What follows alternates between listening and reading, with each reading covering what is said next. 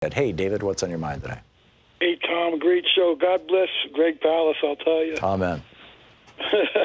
My ears perked up, Tom. I sit here as I watch you, being retired. I was reading a book, and my ears perked up when you're talking about going into a drugstore and putting in a prescription for a painkiller. Right. And the beef, I guess your wife was getting.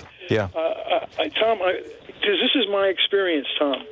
I'm a chronic pain patient, and I've had chronic arthritic pain good part of my life, and I have been on narcotics, prescribed narcotics, for years, Tom. I don't consider myself an addict. Actually, I've been sober from alcohol for 37 years. It gives me a quality of life, Tom. I'm a produce grower. I grow a lot of produce where I can actually be strong enough and free of pain to pursue these things. Yeah. And I go, and I've gotten this in the pharmacy. The side looks, the glares, the questions. I had to fill out a form. There's people waiting behind me. I'm saying, my God, this is. They're turning me into one or the other. This whole opioid narrative, Tom. It sort of reminds me of what they were alluding to in terms of what the Trump people are trying to do with our minds. They're making they're turning us into something to be feared. That's what I have a relative, and yes. I don't want to name which relative because I just don't want to out him on the air. I don't know if he wants this talked about, but he is a very, very close relative of mine, and he has severe arthritis throughout his body. And had for several years and was on pain pills. And they said, we got to get you off these pain pills. We're going to give you this chemotherapy instead that's going to deaden your nerves. The chemo destroyed his nervous system to the point that he doesn't feel pain any longer, and he's constantly burning himself.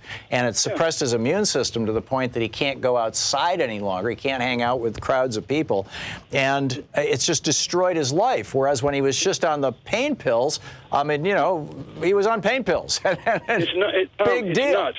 It's like they are going, we have gone full bat guano crazy hysteric about this stuff. And it's good to hear you say that because this is my life. To be made into like I said, like one of the others because I do this. I've never asked for anything stronger. I take the Tylenol number 3. That's what you were alluding to. Yeah, that's what I was talking about. That's what it was. Tylenol with codeine. Right. And codeine, by the way, is a very low-dose narcotic. When I was a kid, you could buy codeine over the counter. Yes. It was in all the cough syrups. And it helps me. And I have a quality of life that I can sit here in no pain and have a conversation with you, Tom. Yeah. So exactly. I just want you to know there are many thousands and thousands of people like me in America. Don't be afraid of us.